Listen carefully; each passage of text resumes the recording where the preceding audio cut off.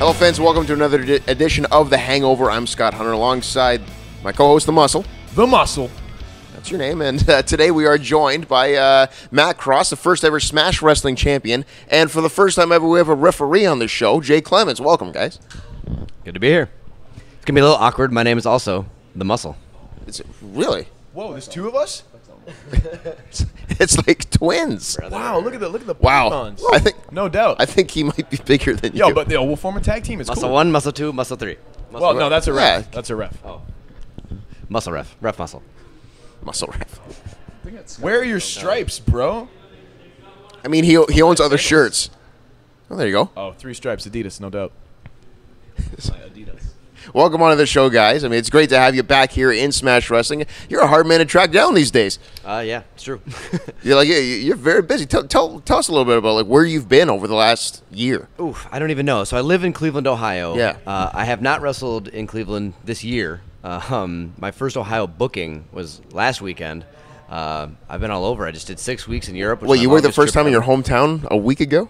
In my home state. Oh, wow. I haven't even wrestled in my home city this year, my home promotion.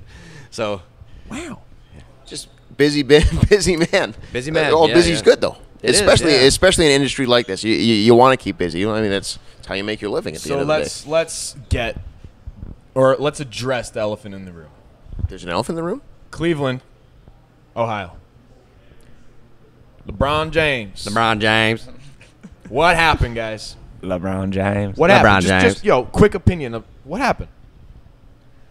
I mean, I would probably do the same thing. I think it's different this time around. I think everyone understands. So, I think he respects Cleveland. And again, from my personal standpoint, I understand. So I don't hold it against him. And Yo, what about the referee? I actually grew up in the same city as LeBron. Wow. LeBron James. Akron, Ohio. I don't blame LeBron for leaving again. I blamed him the first time, but leaving again, he brought a championship to Cleveland, kept his promise, and did what he said he was going to do. Actually, let's talk about that for a minute because, the heat in Cleveland for LeBron was real the first time around. Nuclear heat. Where did you guys land on that? People were burning jerseys. Yeah. That I went to high school with. My brother, I believe, burned a jersey. People were having burning jersey parties. And this time around, it's just completely different because people understand. Well, because it's bad for the atmosphere, isn't it? It's bad for the environment. Accurate. Yeah, no doubt. So, I will say the parade was pretty special. I don't think that Cleveland was ready for it. We've never won anything ever in the history of the world. So within seconds of the parade, the barriers were taken out and everyone was in the street. So you were in the street with the cars inches away from all the people. So that was pretty neat. I went, and then people were climbing the side of these parking garages and like Ninja Warrior style. So it was really not just one drunk idiot, but hundreds of drunk idiots. So it was really something special. And no one got hurt. There was no rioting. So it was really something special. Was that for the Cavaliers or was that for Pride? Oh, my God. I think that was for Muscle Ref. All right. So, there you go, bro. You brought up Ninja Warrior. You were on American Ninja Warrior. It's true. And talk about your experiences with that. Yeah, it was a lot of fun. Every year I would see it on television, and I was one of these people that's I could do this. I did 11 years of competitive gymnastics. There just seems to be so many similarities between that and my training and what they do there. And it just looks fun. If someone had that course in their backyard, I would go over there and do it. But no one does, so I have to do the show. How difficult is that course? Very. Even the obstacles that I thought would be easy weren't. So there were things that at home I was that'd be nothing. But nerves come into play, and they're a huge factor. I thought if I have any leg up on the competition, it's that I'm used to cameras and lights and whatever. So I'm these fucking G-Brones, I got this. And then I got there, and I was like, well, you know what? I do it normally with wrestling, which I'm comfortable with. This, I actually have no idea if I can do. I just loosely feel like I can for no reason. So then all of a sudden I was like, oh, this is going to be on national TV. I could look real bad real soon. So then it was terrifying. And Clemons, how do you think you would factor in? Before you chime in. Oh, I'm sorry. My own interview. What was it like being around real ninjas? Real ninjas. It's not what the the show's about. Let him talk and explain it. I wasn't there. You weren't there. Ref wasn't there. I mean, I think I was the realest ninja. You were there. And you were the realest ninja. I think so. There's a lot of... And that's a fact. A lot of dorks that make the course in their backyard, so... Wicked. I'd never done any of this stuff before, and I just went on there blind and tried it and made it to the end, so I was happy. How do you think you would fare in American Ninja Warrior? At the Arnold Classic every year in Columbus, Ohio, It's a bodybuilding festival and all that good stuff. There's a Ninja Warrior course every year. I never run it. I would be awful. But every year he gets on there and he does it on his Instagram Live. And every year he's not confident that he's going to do it and do well. And every year he does really, really, really well. Yeah, I watched this year's actually. Yeah. It was impressive. Thank you. Always impressive. Yeah, it's fun. I like that kind of stuff. You know, it's hard to, again, like you can't really, people do construct those courses, but it's hard to come by. So anytime I get the chance to see one, I want to try it. Well, and you guys, it always seems that you guys here in Smash Wrestling are kind of like a package deal. How long have you guys known each other? I started in 2010, and I met Matt in 2010. I don't remember where, but I remember I wanted to meet 4 people in pro wrestling. If you're from Cleveland, Ohio, these 4 you will know these 4 names. If you're a wrestling fan, you should know these 4 names. Number 1 was JT Lightning. Number 2 is Matt Cross. Number 3 is Josh Prohibition. And number 4 is Johnny Gargano. If you are a Cleveland wrestling fan, that's Mount Rushmore of Cleveland wrestling. Right.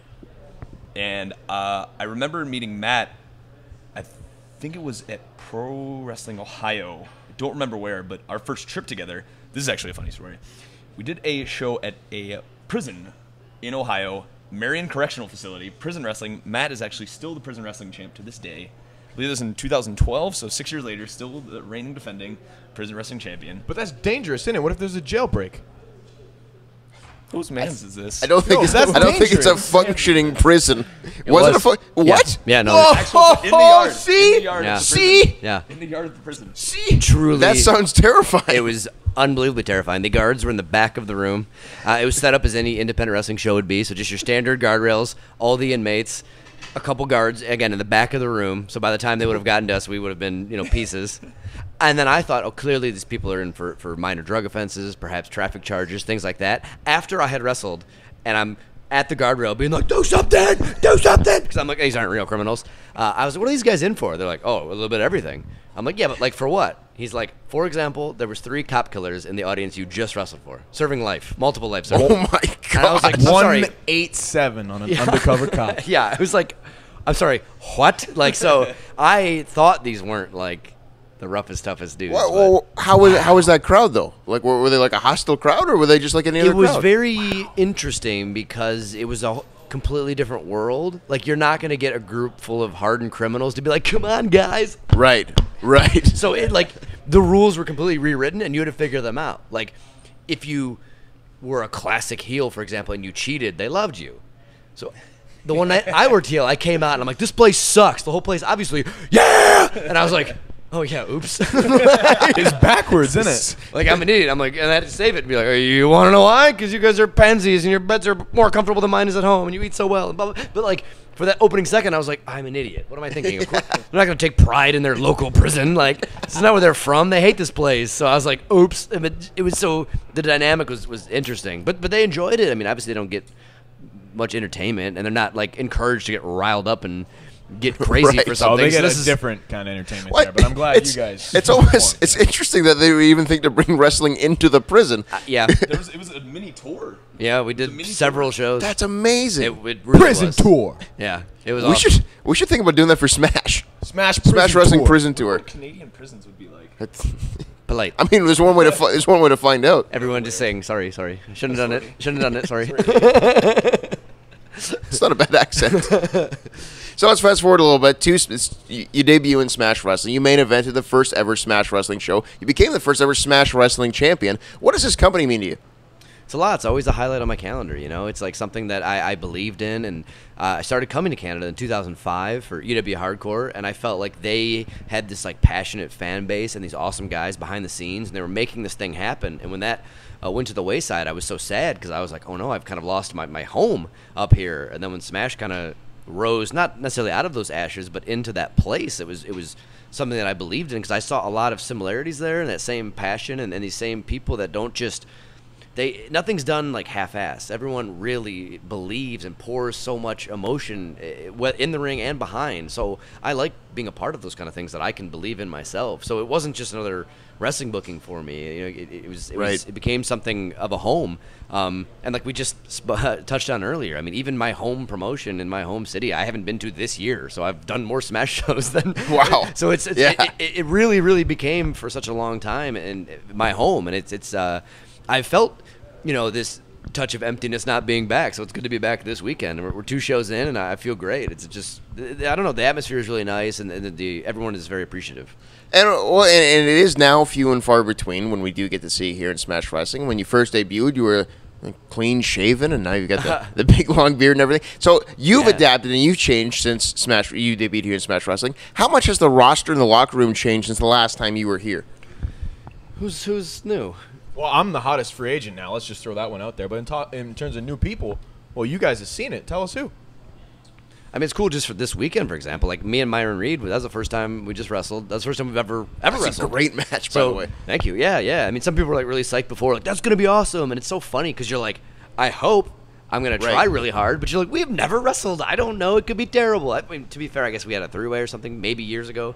But he's so new anyway. So years ago was like, his first match or something. So, yeah, he's great. So it's nice just to see these, like, and I think he's like 14 or 12, or it's like, it's so crazy to see these, like, young kids nowadays that are just so good. Because when I put myself in their shoes, when I was that age, like, I was trying my hardest, but I mean, I wasn't nearly as good as these guys are now. And you're like, how are they going to be in 5, 10 years, 2 years? Like, they're going to just be so incredible. So it's so much new talent. Well, and I think when Smash Wrestling first came to be, we relied very heavily on we call it the Cleveland carpool, and that was yourself and Johnny Gargano and Gregory Iron and everybody that was coming in from Buffalo, and now we seem to rely very heavily on the Buffalo Boys, as they're known. They're the next crop, the next wave of kids, and they're all trained by Pepper Parks, and they're all new. And like we got Daniel Garcia here, 19 years old. He's unreal. He's not even a year in the business, and he looks like he's been here for 20. Yeah, that's insane. It's unreal the way, just the progression of the company, even since I've been here as well. So but it's always great to go back to your roots. At any time you guys come into Smash Wrestling, it's great. And actually, Jake, you were the referee for my one and only match here in Smash Wrestling as well. Undefeated, by the way. You had a match? I did. I'm undefeated. Yes. Was that with John Greed? I was his tag team partner. Yeah, against Shane Saber and that was Kurt the Goat Brigade. Yes, I remember that. I remember you took something. You were revived by. I don't remember it at all. Yeah, I was revived by Summersby. You had a shirt on over your Vince McMahon over suit. The Vinny suit. Yeah. And John Greed, I believe, hit a package pile driver and pulled you over. But you can watch on SmashOnDemand.com. Nice, good plug. Thank you. Good plug. Thank you. Appreciate it. Well, guys, thank you very much. I mean, Alan's giving me the wrap-up signal, so I guess that means, unfortunately, we're out of time for this. But hopefully it's not the last we've seen of either one of you here in Smash Wrestling. And circle it on your calendars next time you're here, and we'll do this all over again. Thanks, guys. Sounds good. Thank you. Cheers. Awesome. Yeah, that was good. Appreciate it. Dude.